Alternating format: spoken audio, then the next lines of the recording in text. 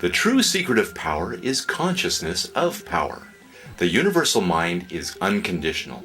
So the more conscious I become of my unity with this mind, the more I am liberated from conditions. I come into a realization of who I am. As I am conscious of the prosperous power in the world within, I begin to draw on this power. I apply the great possibilities to realize. As I become conscious, I manifest in the objective world intangible expression. The infinite mind is the source of all things, the one and indivisible. I am a channel to this eternal energy being manifested. My ability to think is my ability to act on this universal substance. As I think, I create in the objective world. The result of this discovery is marvelous and shows that my mind is extraordinary in quality, quantity, and contains infinite possibilities. When I am conscious of this power, I am a live wire, with the same effect as placing an ordinary wire in contact with a wire that is charged. The universal is the live wire. It carries power sufficient to meet every situation in my life. When the individual mind touches the universal mind, it receives all the power it requires. This is the world within. All science recognizes the reality of this world, and all power is contingent on my recognition of this world. The ability to create conditions relies on mental action, and mental action depends on the consciousness of power. Therefore, the more conscious I become of my unity with the source of all power, the greater my power to control and master every condition. I become conscious of the larger world of thought, increasing my mental capacity as well as placing myself in position to accomplish greatness. This is the secret of success, a method of organizing victory, the accomplishment of the master mind. Think big thoughts. The creative energies of mind enjoy handling large situations. Mind is just as much present in the infinitely large as in the infinitely small. When I realize these facts concerning mind, I understand how I may bring myself into any condition by creating the corresponding conditions in my consciousness.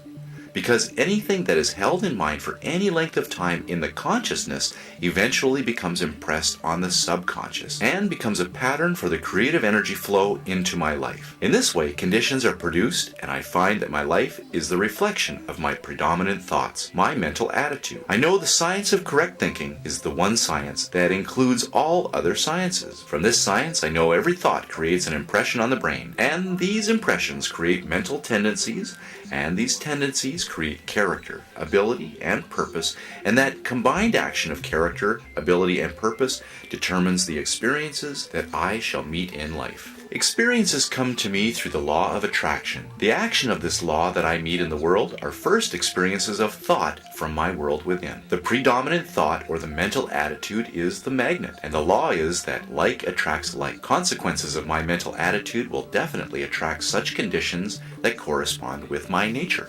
The mental attitude is my personality and is composed of the thoughts I've been creating in my own mind, so if I wish a condition, I focus the thought. This in turn will create mental attitude. This will change my personality, form relationship with things, conditions, and the experiences to meet expectation. It is necessary to develop the mental attitude. By persistent effort, it will be accomplished. The mental attitude is patterned after the mental pictures photographed on the brain. I must love the pictures or create new pictures. This is the art of visualization. As soon as I do this, I will attract new things, and the new things will correspond to the new pictures. To do this, impress on the mind with a perfect picture of the desired objective and continue to hold the picture in mind until results are obtained. The desire requires determination, ability, talent, courage, personal power, and spiritual power. These are necessary essentials for my picture. I build them in. They are the vital part of the picture. They are the feeling that combines with the thought and creates the irresistible magnet power to draw in success. They give my picture life, and life means growth, and as soon as it begins to grow, the result is practically assured. I aspire to the highest possible attainments in anything I undertake,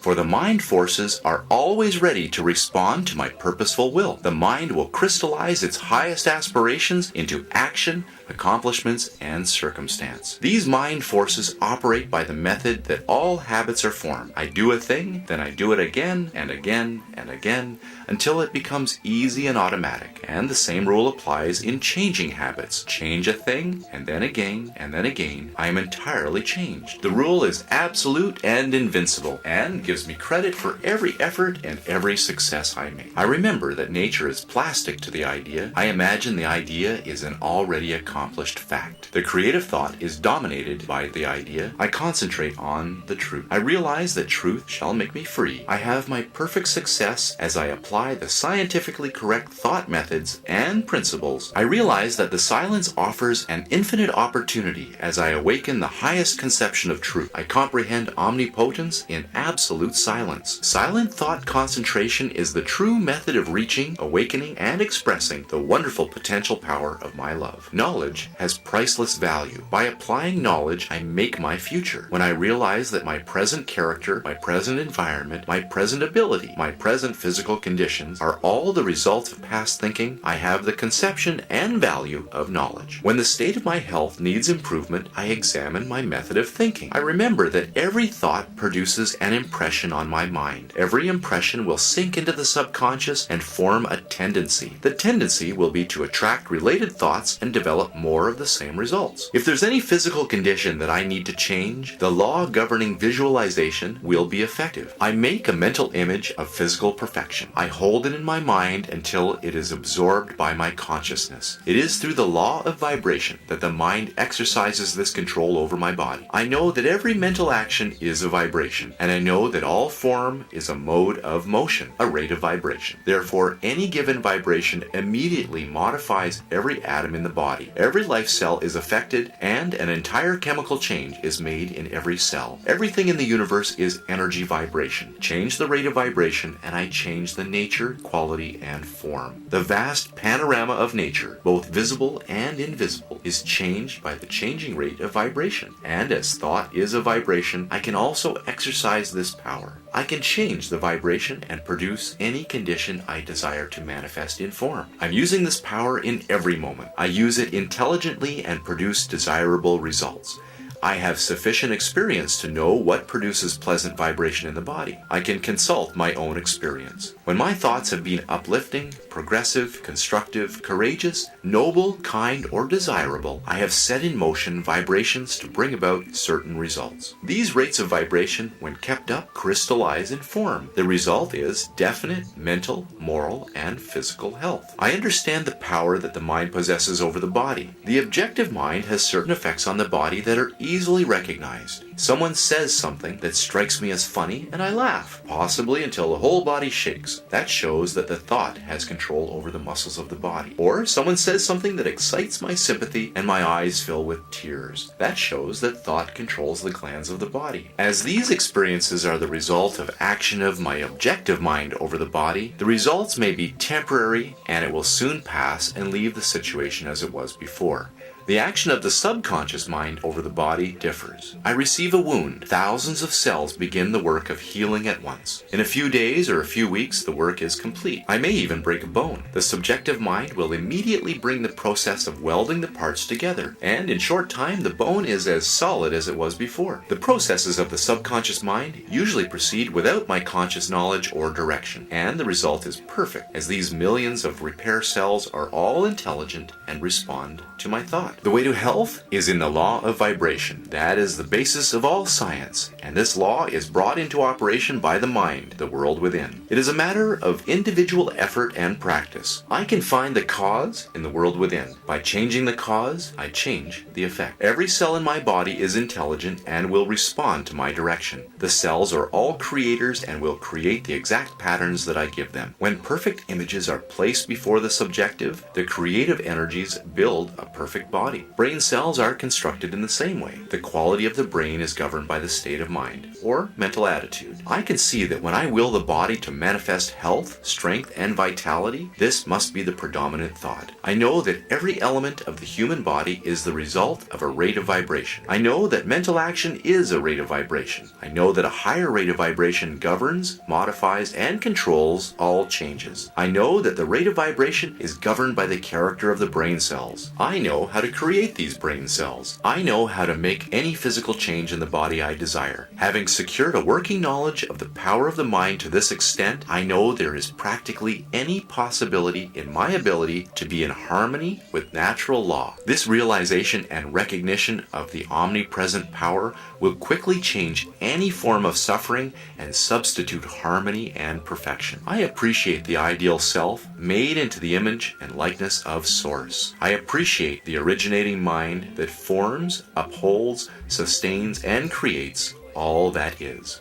Because most religions, sciences, and philosophies in the world familiar to me are based upon the manifestation of energy instead of the energy itself, concepts have also been limited to effects, while causes have been ignored or misunderstood. So, I have God and the devil in spirituality, positive and negative in science, and good and bad in philosophy. The life master is only interested in the cause. Conclusively, I am finding the cause so I may secure my own health, harmony, abundance, and happiness. Life is expressive, and it is my business to express myself harmoniously. The process of eliminating fear or negativity consists in rising above and beyond limitations of any kind. One who has strengthened and purified their thought has come into an understanding of the law of abundance and goes directly to the source of supply. This fate, fortune, and destiny are controlled as a driver controls their vehicle. The I of me is more than physical body. The body is simply an instrument the I uses to carry out its purpose. The I is more than the brain, for the brain is simply another instrument that I uses to think, reason, and plan. The I must be something that controls and directs both the body and the brain. Something that determines what I will do and how I will act. When I come into a realization of the true nature of this I will be, I will do, and I will have. My personality is made up of countless individual characteristics,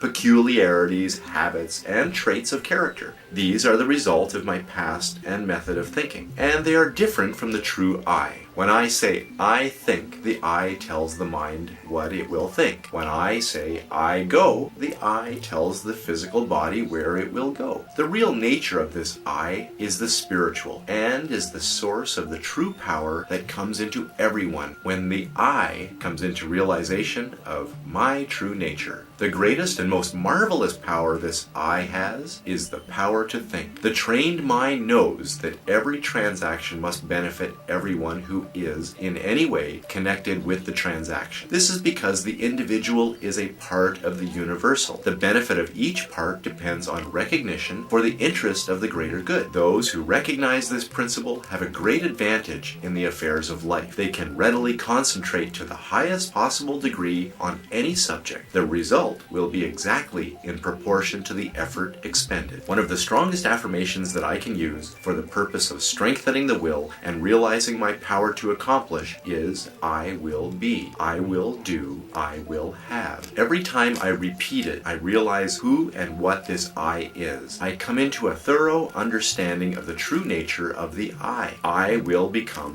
invincible. My objectives and purposes will be constructive in a harmony with the creative principle universe. I make use of this affirmation. I use it continuously, constantly, during the day as I think of it, and continue to do so until it becomes part of me, being my habit. I will be, I will do, I will have. As I think a thought, I will get what I want. When I consciously think a thought, it will become that creator of my will. When I always think as I always thought, I will always get as I always got. I will be, I will do, I will have. I carry out this idea beginning with small things that I know I can control and gradually increase the effort. As I learn to control myself, I find the world within that controls the outer world. This is when I remember that the world within is controlled by the I, and this I is one with the infinite. I, the universal energy or spirit. This is more than a statement of theory. For the purpose of confirming or establishing an idea, it is a fact that must be accepted by the best spiritual and scientific thought. It is certain that I am always of the presence of infinite and eternal energy. I may think of God as dwelling in me rather than operating from outside of me. Science finds the ever-present eternal energy spirituality finds the power behind this energy and locates it within me. Either way, it is the secret of the wonderful creative power in the world within. Here is the secret of power, of life mastery. I must give, then I get. I must be helpful and strong. The infinite is prosperous, and I represent infinite power. To be of service to others, I must have power. To get it, I must give it. I must be of service in service to others. The more I give, the more I shall get. The more I become a channel for the universal to express activity. The universal is constantly seeking to express itself, to be of service, and it seeks the channel to find the greatest activity, where it can be of the greatest service to everyone. The universal can only express through me when I quiet the senses, seek inspiration, focus the mental activity on the source, deepen myself in the consciousness of my unity with omnipotence. Still waters run deep. Contemplate the abundant opportunities and my spiritual access by the omnipresence of power. I visualize the events, circumstances, and conditions that these spiritual connections assist in manifesting. I realize the fact that the essence and soul of all things is spiritual, and that the spiritual is the real. It is the life of all there is. When my spirit is gone, my life is also gone. Mental activities pertain to the world within, to the world of cause. The condition, circumstances that result are the effect. It is how I become a creator. This is important work. The higher, grander, and more noble the ideas I conceive, the more important the work I will do. Work, play, or physical activity of any kind produces conditions of mental exhaustion. Meditation, contemplation, or silent prayer develops the realization of conscious power. I need the place of silence frequently. Power comes through repose. It is in the silence that I can be still, and where I am still, I can think, and the thought is the secret of all attainment. Thought is a mode of motion and is carried by the law of vibration, the same as light or electricity. It is given vitality by the emotions through the law of love. It takes the form of expression by the law of growth, and it is produced of the spiritual I. Therefore, it is divine, spiritual, and creative in nature. It is evident that to express power, abundance, or any constructive purpose, the emotions must give feeling to the thought. So thought will take form. This is vital to develop the faith, the courage, the feeling resulting in accomplishment. Mental strength is secured in